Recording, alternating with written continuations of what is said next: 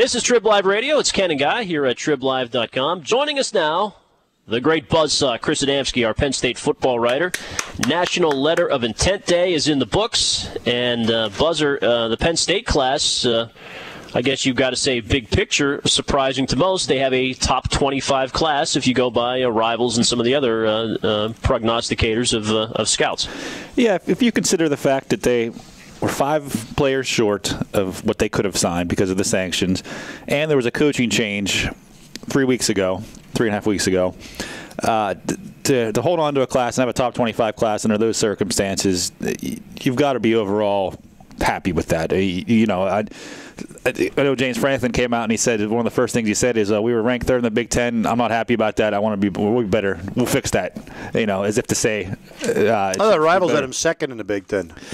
They fluctuate throughout the day. The funny part is that from the last I saw, they were third in the Big Ten in all 4 of the major rival scouts, 24/7 and ESPN. But there was 2 of them had Ohio State was number 1 in all 4 of them. 2 of them had Michigan State second. 2 of them had Michigan second. So somehow, if you're Michigan or Michigan State, you're either second or fourth, which I thought was kind of. Okay. It shows how subjective this all is, but all in all, if you're a Penn State fan, you got to be pretty pleased that the coaching changes, sanctions still in effect, and they're still. Yeah, coaching changes have blown up recruiting classes in the past in certain circumstances, and it's kind of written off as well. That being said, Texas still had a good class. USC still had a good class. All the schools that changed coaches actually did have pretty good classes this year. The major schools that changed coaches, and all they were better than Penn State, to be honest with you. So maybe that's not as big a deal as you think.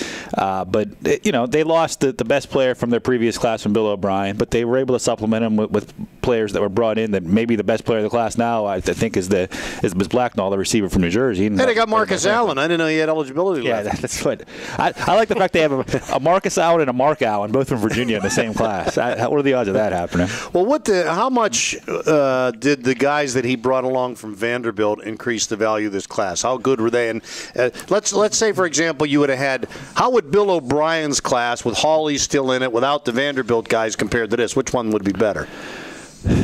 You can go. It depends. There's quantity and quality there. O'Brien would have added a few more recruits at that point. They only had, I believe, it was 16 at that point.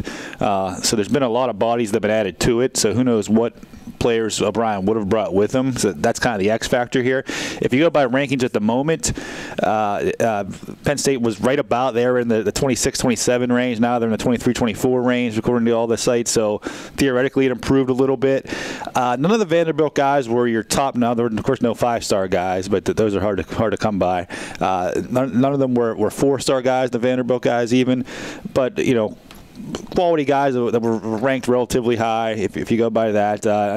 Nobody who's, I'm not a big the rankings and everything else, and I know they're not going to mean anything. And you go through the list. I mean, every year you can talk about the 3-star guys that were superstars and the 5-star guys who bombed out. Matt McGloin was walk on and all this stuff like that. So, but if all we have is what we have now, is the rankings we have, and these experts who spend their entire careers and their entire years, 365 days a year, evaluating these guys. So I'm going by that alone, and not my own personal, evaluations of these players.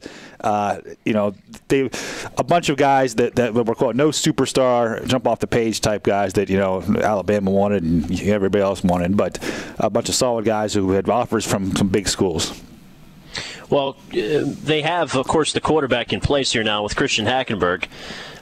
When I see 3 4-star receivers, a 4-star tight end, and an athlete who's coming in from California, in Farmer. I don't know where he's going to play, but that sounds to me like this could be back to the HD spread, high-potent offense we saw a few years ago. Well, Franklin talked yesterday about he targeted offensive tackle because there were only 2 scholarship tackles on the team heading into this class, or heading into this recruiting season. So you have to figure that these guys are going to play, even if those 2 are solid and they're healthy. And Andrew Nelson will probably play right tackle, and Donovan Smith's been the left tackle now for his 3rd season.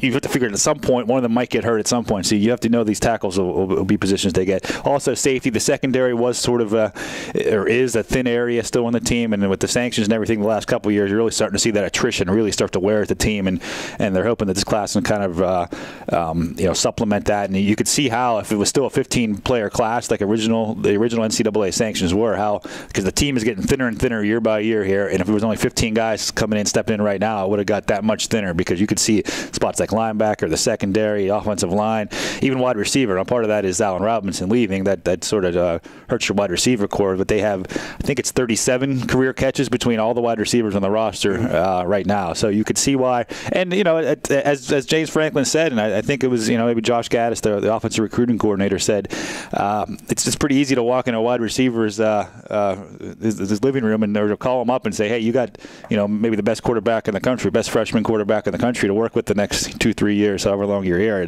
It's a good selling point, and you could see that, as James Franklin said, we like our quarterback a lot, and we'd be letting him down if we didn't get him weapons. So, you got Jasecki was one of the best tight ends, and he's certainly one of the best, most athletic tight ends. You add to the tight end core you have.